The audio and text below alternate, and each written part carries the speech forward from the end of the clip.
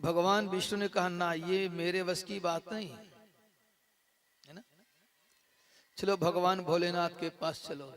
भोलेनाथ ने कहा मैं भी नहीं मार सकता वृत्तासुर को। क्यों नहीं मार सकता? लोक विजेता है, तपस्वी, तपस्या के बल पर पैदा हुआ है, तो तपस्वी के ही अस्थि से उसकी मृत्यु होगी। इसलिए कहा गया कि दधीची ऋषि भगवान भोलेनाथ का परम भक्त। किसका भक्त? भोलेनाथ का, दधीची ऋषि। तो दधीची ऋषि के अस्थि को मांग करके उसका वज्र बनाया जाए।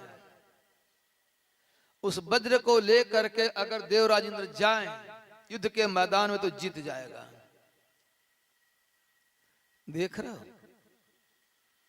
तो जाओ महाराज कहे, कहा? दधीची ऋषि के अस्थि को मांगो।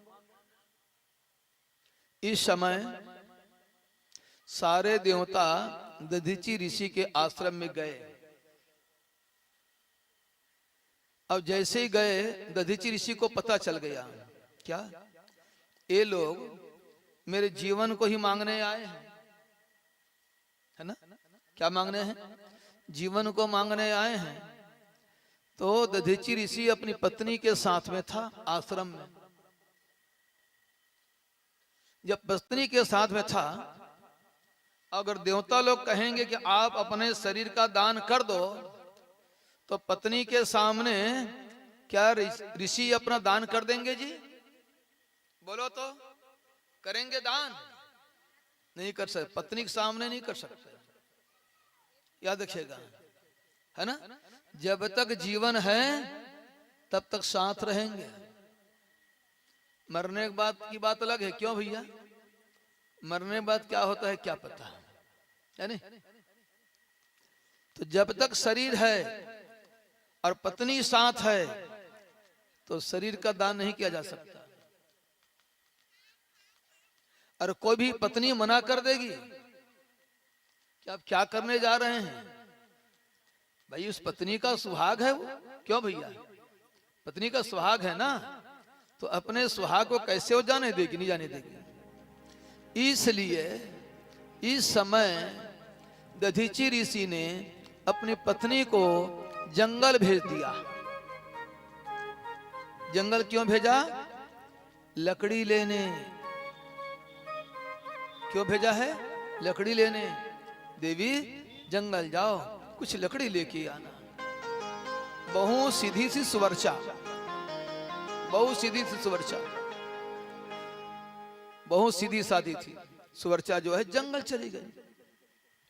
जब वो जंगल चली गई तब दधीची ऋषि ने कहा, बोलो देवताओं कैसे आना होगा? कहे महाराज वृत्तासुर नाम का राक्षस सारे ब्रह्मांड पे तहलका मचा रखा है। उसको मारने का एक ही उपाय है। क्या? आपकी अस्थि, है ना? आप अगर अस्थि को दान कर दे तो उनसे उस राक्षस की मृत्यु होगी। महाराज ये तो कोई नहीं मार सकता, हमें अस्थि चाहिए। दधीची महाराज ने अपने जीवन को दान कर दिया। कह दिया क्या? शरीर पर नमक लगाओ और सुरभि नाम की गैया को बुलाओ और चटवाओ, है ना? सारे मांस निकल जाएंगे, हड्डी को लेकर चले जाना। देख रहे हो ना? तो क्या किया इन्होंने? भारतीय संस्कृति की रक्षा के लिए दधीची ने अपने प्राण की बाजी लगा दी, है ना? ऋषि दधीच ने जीवन देकर उसकी शान रखी। उसे बचाने बिके हरिश्चंद्र सभ्या साथ बिकी। तो अपनी संस्कृति की रक्षा के लिए बड़े बड़े काम किए। इंद्र जो है लेकर चला गया देवताओं के साथ अस्थि को। अब वहां जहां आश्रम जब था वहां थोड़ा बहुत कुछ मांस के टुकड़े गिरे होंगे कि नहीं गिरे होंगे? एक आध हड्डी छोटा मोटा पड़ा होगा कि नहीं पड़ा होगा? नमक बिखरे कि नहीं बिखरे? बिखरे। अब सुवर्चा आई, देखती आश्रम में कोई नहीं, जगह जगह मांस के टुकड़े पड़े हैं। नमक बिखरा है, हड्डी पड़ा है, जान गए ईश्वरचा। देवता लोग जो आए थे ना, मेरे पति को मांगने आए थे, इसलिए पति ने मुझे बाहर भेज दिया, जंगल भेज दिया, और भेज करके उन्होंने अपने श्री का दान कर दिया। तो इस समय सुवर्चा बहुत दुखी हुई। दधीची के अस्थि से वज्र का निर्माण हुआ है, और इस समय इंद्र जो है वृत्तासुर के साथ भीषण संग्राम किया है। भीषण संग्राम, याद रखना, भीषण संग्राम। इस संग्राम में बताया गया है देवराज इंद्र वज्र होने के बाद भी हारने के कगार में है। बड़े बहादुर थे वृत्तासुर, ऐसा घुमा के गदा मारा वृत्तासुर कि देवराज के हाथी को पड़ा है ना, तो हाथी जो है 28 कदम पीछे हटा है। कितनी ताकत से मारा होगा, सही बात है कि नहीं? 28 कदम पीछे हटा हाथी, मुंह से खून गिरने लगा और घुटना के बल टिक गया हाथी, तो देवराज इंद्र गिर गया। गिरेगा नहीं गिरेगा? देवराज इंद्र गिर गया तो हाथ का वज्र भी छूट गया, और देवताओं में तबाही खलबली मच गई। देर मारा गया, देवराज मारा गया, देखो देखो क्या हो गया। लेकिन वृत्तासुर भगवान के परम भक्त थे, याद रखिएगा।